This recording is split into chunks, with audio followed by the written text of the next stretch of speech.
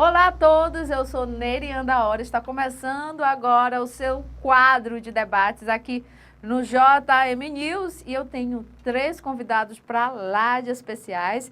Aqui, ao meu lado, Roberto Portela, que é vice-coordenador da Pastoral dos Migrantes, Rafael Magu, padre que sempre está aqui nos programas da CMN, tem um programa em destaque, e o Will Rodrigues. Ele tem aí vários nomes, William, aí fica até difícil a gente falar o nome dele. Will Rodrigues, que é assessor aqui no nosso município. E o tema de hoje é sobre migração, é isso mesmo. A gente vai falar sobre a questão aí dos refugiados, essa questão das pessoas estarem saindo dos seus países, de um estado para o outro, né? Mas o foco principal é a crise migratória e as atuais condições de refúgios. E diante desse tema, vou começar aqui pelo padre, vou dar honra para ele, né? O padre... Só lembrar que, gente, a situação... O padre Quem sabe faz ao vivo. Quem sabe faz ao vivo. O coração é assim, vai a mil. Mas padre, quais foram os motivos, né, de você ter saído da Argentina, usted que es argentino, vale? Ter saído desse país para venir acá, para vir ao Brasil? Quais foram os países que te levaram a sair da Argentina? Bom, o motivo é, primeiro, feliz de estar em seu programa aqui, ya en nuestra casa, Canal Metropolitano de Noticias, y acompañado de 2 amigos, ¿sí? Roberto y de Wildes, y dice lo siguiente, que meu motivo pelo qual estoy aquí en Brasil es un motivo de misión. Nós aquí no Brasil, nuestra iglesia, que es católica, apostólica, ortodoxa, antioquena, temos para falar só aqui, em Goiás, temos de origem sírio-libanês 300.000 pessoas. Esses dados de Itamaraty, oficial, sem contar as pessoas que extraoficialmente estão aqui. Estamos falando de quase 5% da população de Goiás é de origem sírio-libanês. E nós temos aqui igreja em Goiânia, Anápolis e Ipameri. E temos uma grande comunidade em toda a estrada de ferro, desde Catalão, Ipameri, Pires do Rio, Santa Cruz, Bela Vista, até chegar aqui a Goiânia e seguir por Anápolis. E nossa presença aqui, justamente, nossa, digo porque eu e minha família, é para atender as necessidades dessas pessoas que chegaram aqui. E neste momento eu sou responsável por nossa comunidade em centro-oeste do Brasil para atender essas necessidades. Aqui não só atendo a comunidade de origem sírio-libanês, sino também temos gregos, temos russos, de origem russos, algumas famílias, outras famílias de origem ucraniana, ¿sí? Que justamente também vale resgatar por toda a situação que o mundo está atravessando hoje, por el tema de Rússia e Ucrânia, que é outro assunto. Mas nossa comunidade aqui é uma comunidade aberta, que justamente como um reconhecimento a isso, não só atendemos a esses irmãos, sino também vinieron outros, em distintos momentos, os irmãos sírios, libaneses, palestinos, vinieron em distintos momentos aqui. E a última foi uns 10, 12 anos atrás, com a famosa primavera, guerra da primavera lá em Síria, ¿sí? Que vieram também famílias refugiadas sírias e que nós atendemos.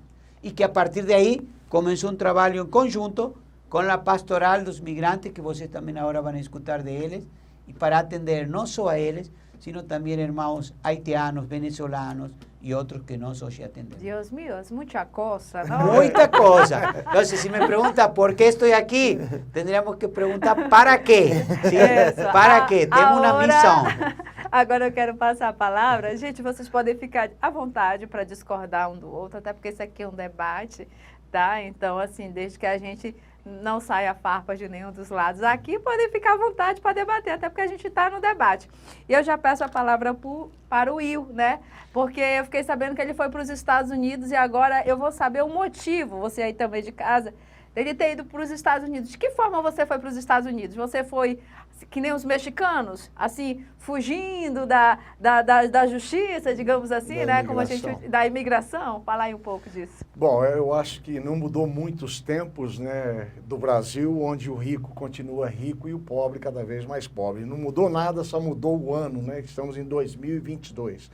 A importância e a relevância desse programa, e você já falou sobre farpas, nós estamos cansados de brigar, de dar choque um no outro com essas discussões, tanto da miséria, da fome, né, para o pessoal em situação de rua, e hoje, né, da migração e imigração.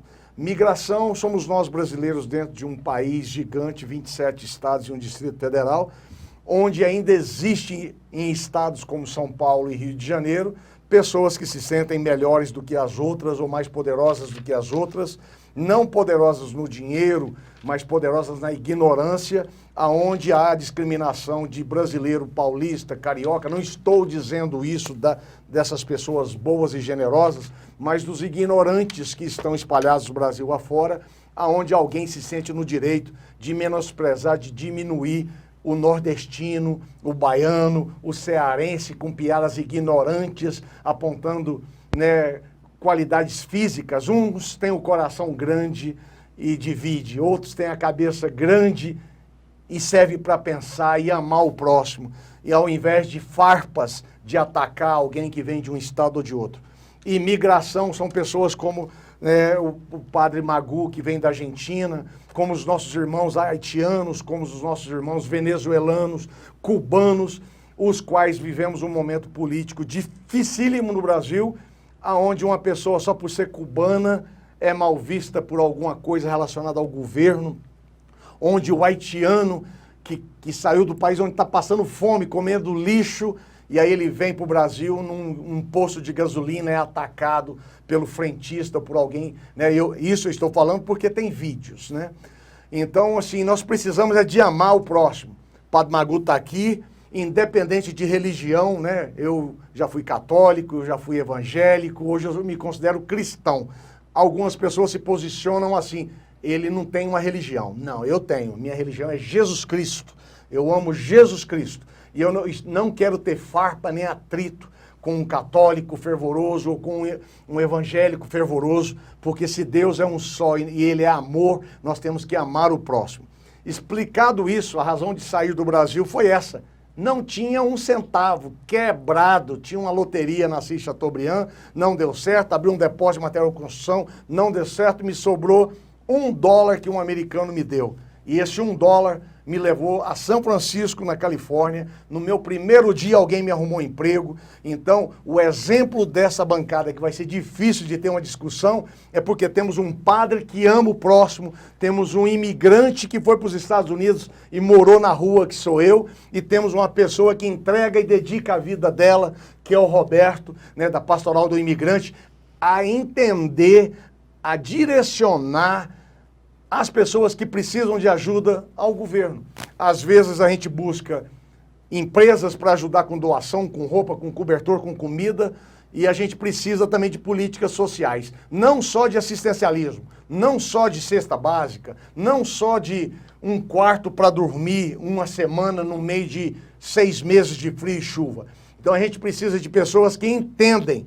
Padre Magu entende, o Roberto entende, e eu vivi isso, vivi a miséria, a fome, a discriminação, e sempre haverá alguém de coração generoso, que ama Jesus Cristo acima de todas as coisas e que faz política, não politicagem, né? A gente precisa de pessoas que fazem políticas públicas para chegar e ter acesso das pessoas que necessitam. Então, se hoje nós temos não somente moradores de rua e crianças no sinaleiro, nós temos haitianos, venezuelanos, eu peço a você que mora na capital do Brasil, na capital de Goiás, que é a capital da generosidade, que eu vou deixar o Roberto falar, é a capital que mais ama o próximo, tanto com alimento, com cobertor, com comida e com um abraço caloroso. Então a gente está aqui hoje não é para brigar, e sim para se unir em bem do próximo, porque o Brasil é o maior país católico cristão do mundo. Tá certo. Bom, diante disso que você falou, eu tenho que concordar, né? Cheguei aqui em Goiânia,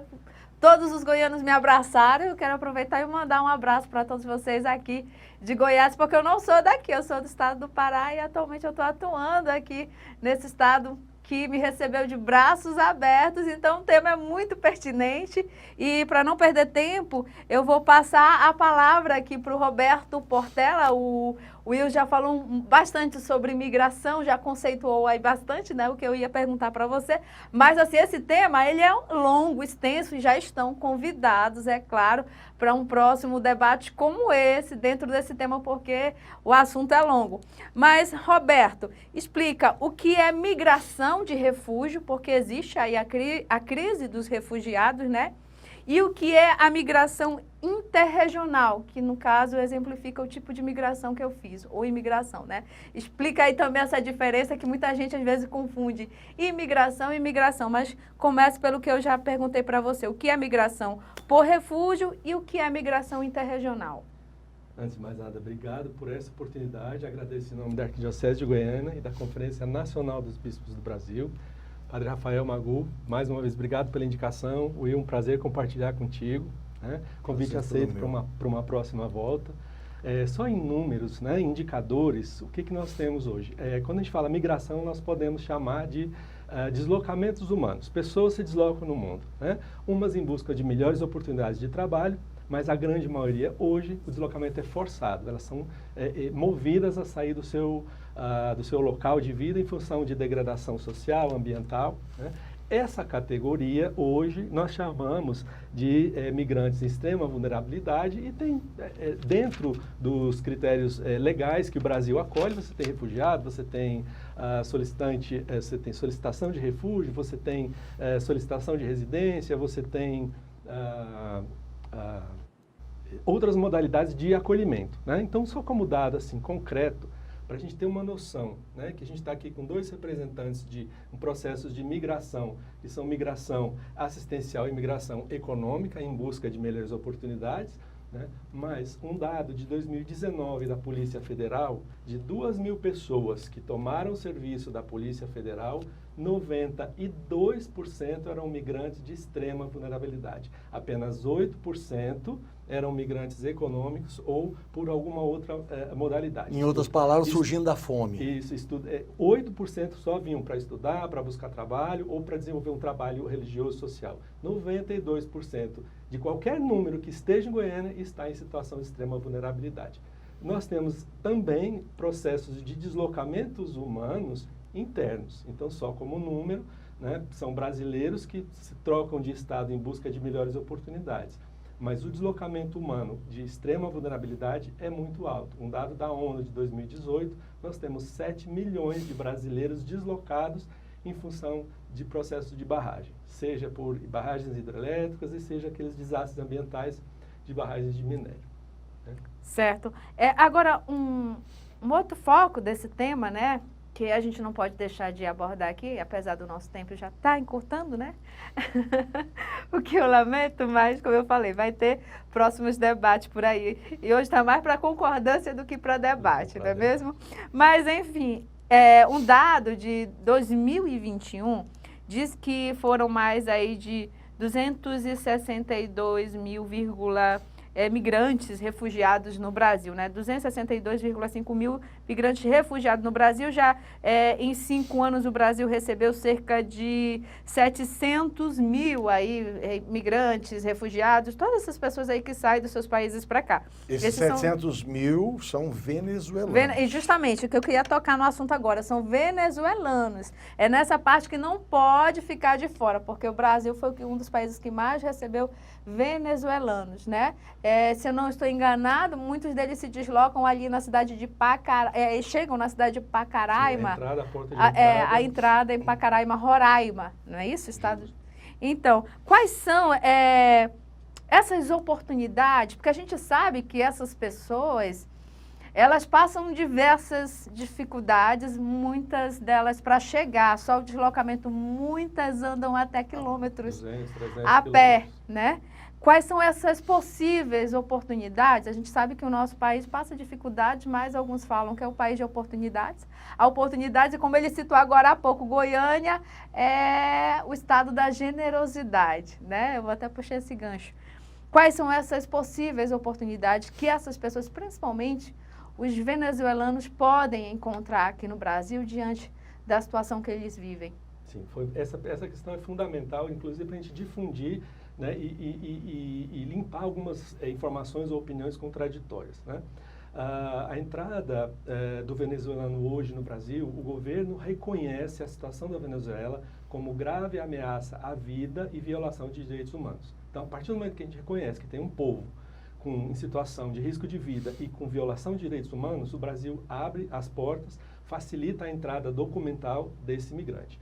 O venezuelano hoje, ele tem um nível de escolaridade médio acima do brasileiro. Então, para a nossa sociedade, receber um povo com nível de escolaridade melhor é bom, é vantagem, porque agrega essa população uma mão de obra em condição de trabalho, né? E só para a gente compreender os impactos migratórios. Hoje, a gente estima que no Brasil, a população de estrangeiros não ultrapasse 5%. O impacto disso nos recursos a serem distribuídos para a população é mínimo. Nós, como brasileiros, a gente não tem que compartilhar, não tem que deixar de receber nada de serviço público, de governo, para ter que compartilhar com o venezuelano. É diferente de países como Estados Unidos, como Inglaterra, que tem um percentual, às vezes, de 40%, de 30%, 40% de pessoas estrangeiras. Então, para a gente, o impacto da presença migratória hoje, ela não é uma ameaça para a nossa sociedade. E tem um estudo da FGV, justamente em Roraima, que o estudo é de 2017, que mostra a movimentação de imigrantes no Estado, como a economia do Estado e a renda per capita aumentou com essa movimentação de estrangeiros, né? Você movimenta o comércio local, você recebe verbas de apoio, verbas estrangeiras que são distribuídas, né, na localidade. E Goiânia, você pode ter certeza, a gente acolhendo o estrangeiro, oferecendo condição para ele reestruturar sua vida que estava destruída, que estava degradada no seu país de origem, o acréscimo para a nossa sociedade vai ser muito grande, muito bem-vindo. Haja visto, se a gente olhar as migrações históricas, toda a herança que nós temos do mundo árabe, de cultura, de alimentação, isso é um valor que todos nós reconhecemos em nós, né, por processos migratórios anteriores e antigos, né, sem trazer processos migratórios de São Paulo, e inicialmente com o povo europeu. Né? Se você me permite, pegando o gancho, certo. E também na minha fala, o Padre Magu pode também me interromper e participar dessa fala, é que o que o Roberto também não teve o tempo de dizer, eu interrompi, é que para que haja essa relação do Brasil, país Brasil, com esses imigrantes, por exemplo, existem médicos que vêm da Venezuela para cá, de outros países, mas se não houver o interesse, ou talvez um trabalho com relação à documentação dessas pessoas, eles vão seguir ilegal.